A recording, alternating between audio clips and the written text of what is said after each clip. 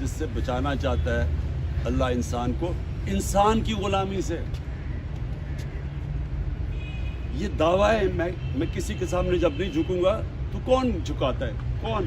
فرعون کہتا ہے کہ میرے سامنے جھکو. ہر طاقتور ڈکٹیٹر کہتا ہے کہ میں جو مرضی کروں، تم میرے غلام ہو، تم کچھ نہیں کر سکتے. یہ جو آج پاکستان میں ہو رہا ہے، یہ کیا ہو رہا ہے؟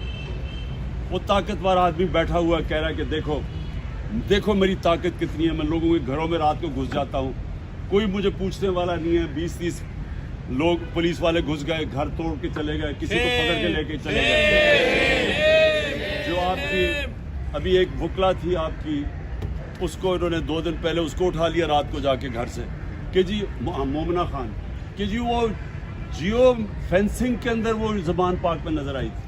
کبھی سنا دنیا میں اس چیز کے اوپر کسی کو پکڑتے ہیں رات کے 3 بجے جا کے گھر سے؟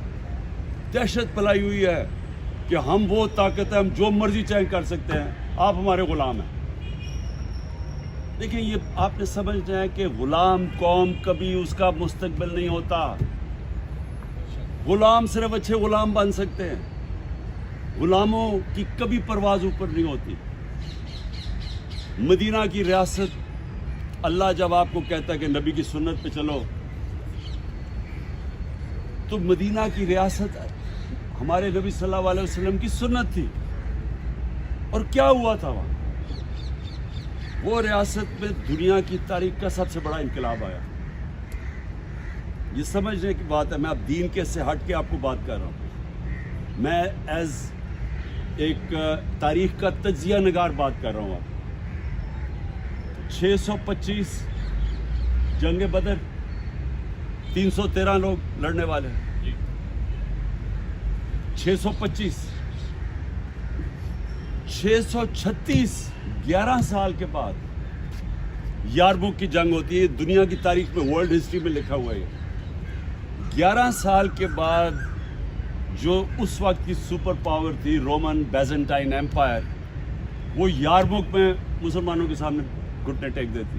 1 لاکھ ہوتی ہے ان کی لڑنے والی فوج. تو 1 لاکھ فوج ان کی، تو 313 سے یہ پہنچ گئے تھے میرے خیال میں 35,000 پر. تو 35,000 کے سامنے سپر پاور پہلی گرتی ہے. اور اگلے سال قدسیہ میں جو دوسری سپر پاور ہے وہ ان کے سامنے گر جاتی ہے. 11 اور 12 سالوں کے اندر 2 سپر پاورز گرتی ہیں. اب ذرا یہ سوچیں کہ وہ کیا انقلاب آیا تھا. وہی لوگ تھے، وہی عرب تھے جن کو کوئی پوچھتا ہی نہیں تھا. تو وہ کیسے ایک اتنا بڑا انقلاب آیا کہ وہ ورلڈ ہسٹری کہتی ہے کہ ایک دم دنیا کی تاریخ بدل گئی. اگلے 700 سال تک دنیا کی سپر پاور بنے رہا. تو یہ میں آپ کو صرف اس لیے بتا رہا ہوں کہ انہوں نے سب سے پہلا کام انسانوں کو آزاد کیا تھا. اور آزادی سب سے پہلی دی تھی یہ جو آپ کہتے ہیں نا بت توڑے تھے. بت جو توڑے تھے وہ تو ایک تو کعبہ میں بت توڑے تھے، وہ دوسرے بت بھی توڑ دیے تھے کہ ہر انسان قانون کے سامنے ایک برابر ہے.